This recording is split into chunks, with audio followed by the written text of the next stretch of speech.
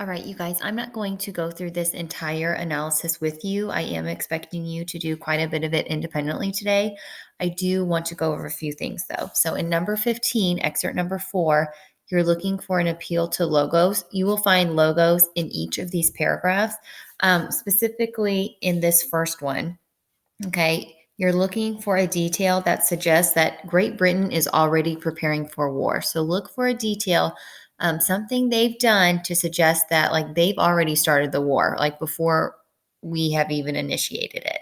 Okay. For 16, when it's looking for images and asking like what it's a metaphor, consider when Patrick Henry says it's a question of, freedom or slavery. He's bringing back in the slave image. So look for details of that. Again, that's going to appeal to pathos.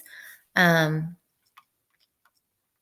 for 17, you are looking at the second paragraph in excerpt 4. So hopefully your sophomore year teachers got to argumentative writing last year. If not, stay with me for 1 second. So in argumentative writing or in argumentative speech giving, there are 3 parts. First, you'll have your claim. So in this case, Patrick Henry's claim, right, his belief, what he wants us to do is to go to war with Great Britain. Then, in a good argumentative speech, you will acknowledge the counterclaim. That is when you acknowledge those who disagree with you. So, on the opposite side of the equation, right, there are people who want to seek peaceful measures. And then finally, the third part of the argument is the rebuttal. That's when you acknowledge what your opposition says, but shut them down. Okay. You make your claim seem like the right claim. So, I'm just going to go through that one with you because I think kids have a hard time finding that if they have not been taught about argumentation before. So let's look at this. He says, "In what have we to oppose them? Shall we try argument?" Okay. That is counterclaim number 1. People are saying, like, let's argue, let's not fight. He shuts that down immediately. "Sir, we have been trying that for the last 10 years. Okay. That's how he refutes it. He says, it hasn't worked. Okay. Then he's anticipating that his opposition is going to suggest, like, well, could we offer anything up new? Like, is there anything new we can bring to the argument? Look at how he very quickly shuts it down. Nothing, right? One word sentence, nope. And then he expands a little bit, right? "We have held the subject up in every light of which it is capable, but it has been all in vain." Okay. Finally, the last counter, he knows people are going to guess or question this. "Shall we resort to entreaty and humble supplication?" Like, basically, should we just beg? And then he answers it, right? "What term shall we find which we have not already exhausted?" Like, been there, we've done it. Okay. So again, this is him anticipating the arguments of his opposition and shutting those down immediately. Again, that's very smart to do because when he's done with his speech, what else are people going to say? He's already acknowledged anything like that they may have planned to say. So it kind of makes him the most persuasive.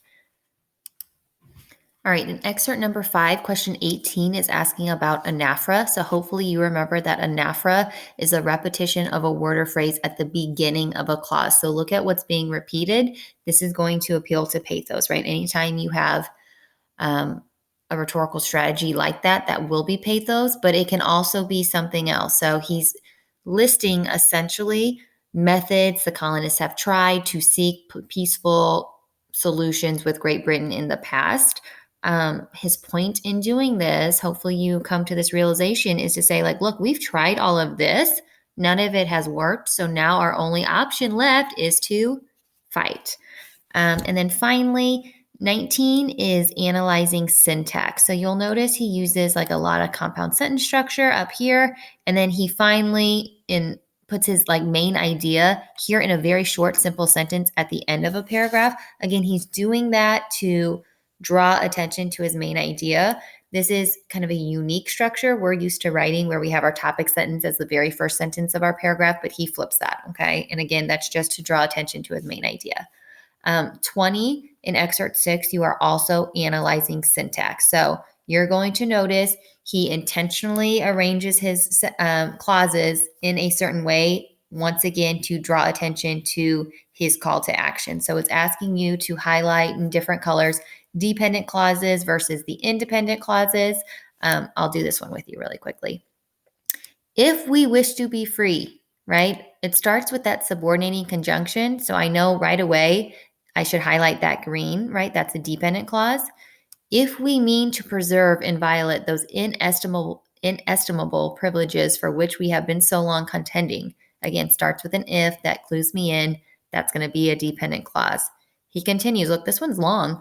If we mean not basely to abandon the noble struggle in which we have been so long engaged, in which we have pledged ourselves never to abandon until the glorious object of our contest shall be obtained, whew, it's long, but it starts with that subordinating conjunction, right? Here's another dependent clause. So, right, a dependent clause must be attached to an independent clause. This one's just a dependent clause. So you would highlight that green. And then finally, look at the short, simple, independent clause. We must fight. He repeats it. We must fight. Again, his independent clause, very short, very simple, but that is what shows his call to action. And then 21, is just asking how he amplifies it. So how is he stressing the importance of that? All right, excerpt 7 for number 22. When I say what to techniques, I mean what to rhetorical techniques. So look for those rhetorical strategies that might be used in this excerpt. And then 23, you're once again looking for that slave imagery. You'll notice in excerpt 7, he's revealing that Great Britain is intentionally making the colonists feel weak. Obviously, Great Britain does not want a war with the colonists, right? They would much rather keep oppressing the colonists and have control over them. So in excerpt 8, Patrick Henry is trying to do the opposite of that. He's trying to boost up their morale because he wants them to fight. So he's trying to build their confidence to make them feel like, well, hey, we actually have a chance in this. So try to look at how he uses both logos and ethos to build up their confidence and make them feel like they have a fighting chance. Remember, ethos in 24, you're going to want to be looking for that appeal to authority. So just remember, in this point, God is the authority. And lastly, the final excerpt asks about antithesis. So remember, antithesis is basically a combination of parallel structure and juxtaposition. So if you look at his last line, the most famous line, give me liberty or give me death, right? Liberty and death are opposites. These are written in the same way. So liberty and death is the antithesis. Think back, what is he really saying, right? Think back to the very beginning of his speech. This is a metaphor, right, of freedom or slavery. And again, remember, fallacy is a flaw in argument. So look back at excerpts 1 through 3. We talked about this fallacy already. He's pretending like we only have two options because he wants us to choose his option. Remember, in reality, there's a myriad of possibilities in between. I know I only went over a couple of these with you guys. So if you have any questions while you're completing this today, make sure you email me or Google Hangout me. I will have access to my computer periodically. So just reach out.